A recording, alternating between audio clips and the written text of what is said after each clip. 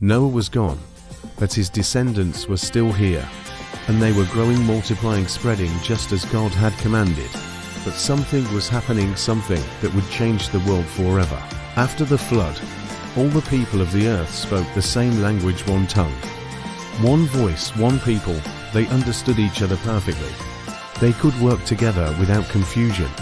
They could dream together, build together, plan together, and they began to move, traveling east across the land until they came to a great plain in the land of Shinar. They looked at the flat land stretching in every direction, and they had an idea. The people gathered together and spoke to one another with excitement. "Come," they said, "let us make bricks and bake them thoroughly." They had discovered something new: bricks instead of stone, tar instead of mortar, strong, durable, perfect for building.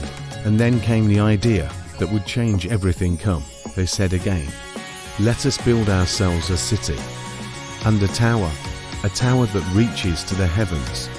Let us make a name for ourselves, so that we will not be scattered across the face of the whole earth." The crowd roared with excitement. They would build the greatest structure the world had ever seen. They would reach God Himself.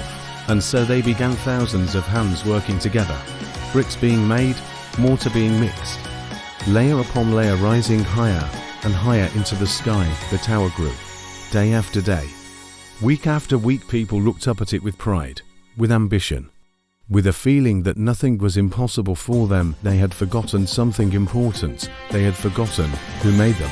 Then the Lord came down to see the city and the tower that the people were building, and God saw everything. He saw their unity. He saw their ambition. He saw what they were really building. Not a tower to worship Him, but a monument to themselves. A declaration of independence from the God who had saved them through the flood. And God said, "If as one people speaking the same language they have begun to do this, then nothing they plan to do will be impossible for them. Come, let us go down and confuse their language, so they will not understand each other." It happened in a moment. One worker turned to another and spoke, and the other man stared back with a blank expression. He could not understand a single word. Panic spread through the crowd. Workers called out to each other, but heard only strange sounds in return. Foremen shouted instructions that nobody could follow. Plans fell apart.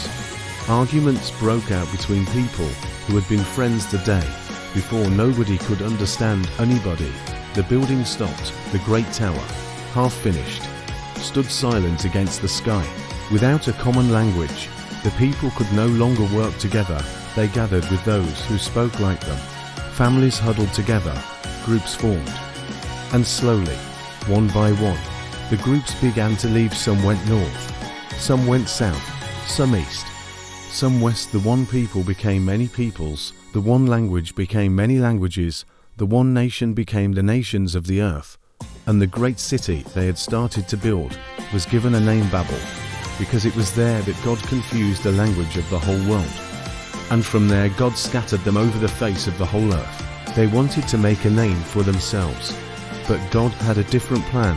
They wanted to reach heaven through their own strength, but God reminded them, heaven is not something you build your way into. Pride brought confusion. Confusion brought scattering, and scattering, in God's wisdom, brought the nations. Every language you hear today, every culture, every people, every nation, all of it traces back to one plane, one tower, one moment when God looked down and said, "Enough." Stay with us as we continue the complete Bible story next. From the ruins of Babel, one man would be chosen. His name was Abram, and God had a plan for him that would change everything.